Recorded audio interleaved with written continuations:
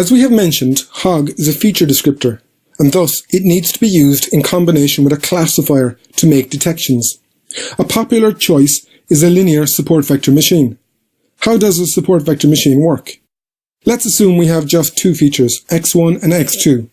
We have some positive and negative training examples, and we want to be able to distinguish between them.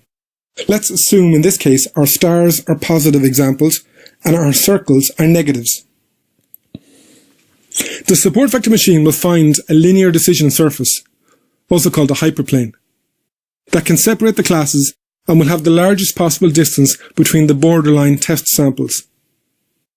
The linear decision surface is called a hyperplane because it can be multidimensional. That is, each feature we have adds an extra dimension. These borderline samples are then called the support vectors.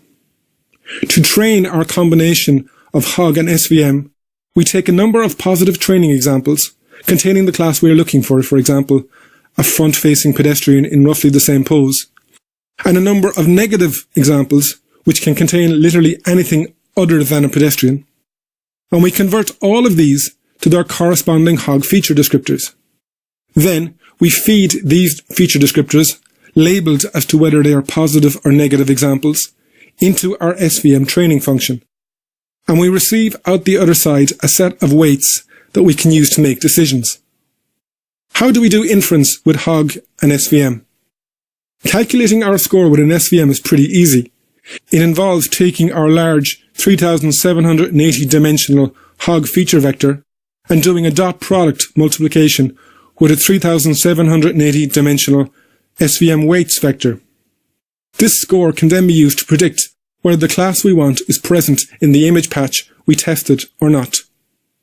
If we take all the positive training examples from our test set and average their pixel values per location, we end up with a blurry image showing us what the HOG SVM classifier is looking for, broadly speaking. We can also view the positive and negative weights. You can see the outline of a person in the positive weights. These edges will correlate strongly with the presence of a person. You can also see the types of edges that our classifier doesn't expect to find in a person. These will correlate negatively with the presence of a person. Finally, you can see from the intensity values that the most important cues are head, shoulder, and leg. So far, our HOG and SVM classifier is only working on 64 by 128 pixel patches. How do we get it to work on images of arbitrary size and to find people at arbitrary scales? To solve this, we use what is called an image pyramid. The image pyramid is a conceptual stacking of an image at different scales.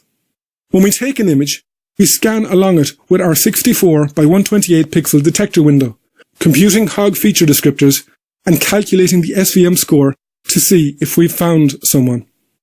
Once we have exhaustively searched every 64 by 128 pixel location at one scale, we will resize the image a little bit smaller and go again, doing this until we can't do it any further because the image has become smaller than 64 by 128, creates the image pyramid.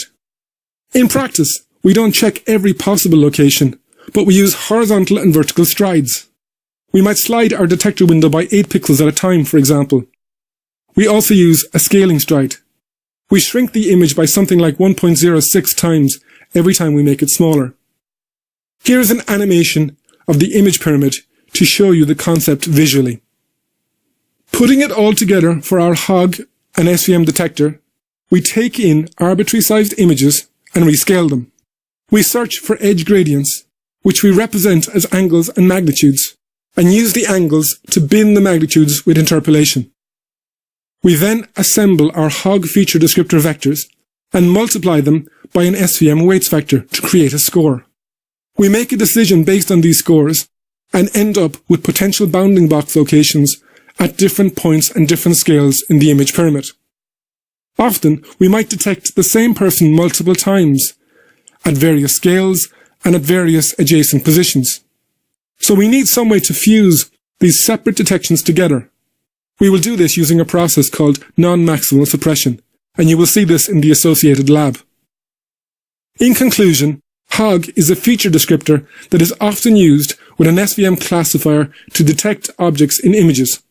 It uses the image pyramid to find objects at different scales. It is based on the intuition that fine orientation is more important than fine spatial information. It uses local contrast normalization at a block level to provide invariance to changes in illumination, and it uses overlapping blocks to avoid aliasing. Hello again. In this video, we looked at the Hogg algorithm.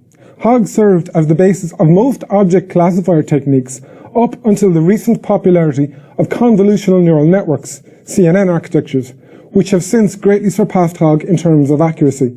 Nevertheless, there are still some strong use cases for Hogg today.